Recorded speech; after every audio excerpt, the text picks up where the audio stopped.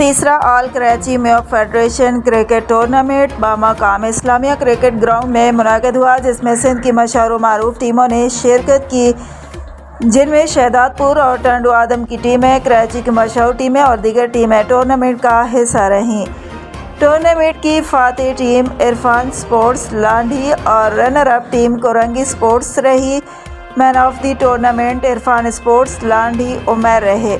मेहमानान गिरामी में बानी आल पाकिस्तान मेयो फेडरेशन लियाकत इस्लाम मेयो, नायब सदर मेयो वेलफेयर ट्रस्ट इकराम बाबू मेयो, UC9 के नामजद उम्मीदवार वसीमुद्दीन और दीगर मेहमानों में मोहम्मद आज़म मेयो, मुन्ना गजिया वाले, मुबशर भाई और अली भाई भी शामिल हुए। इख्तितामी खिताब बानी आल पाकिस्तान मेयो फेडरेशन जनाब लियाकत इस्लाम मेयो और वसीमुद्दीन मेयो ने किया।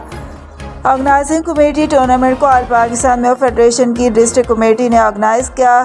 डिस्ट्रिक्ट सदर इकरम मेयो, नायब सदर मोहम्मद अली मेयो और डिस्ट्रिक्ट कमेटी के मेंबरान फरहान मेयो, जुनैद मेयो, आमिर मेयो, वलीद मेयो, यासिन मेयो और फैज़ान मेयो वगैरह भी शामिल थे, जिनकी काविशों और मेहनतों से शानदार टूर्नामेंट का इनेकाद मुमकिन हुआ।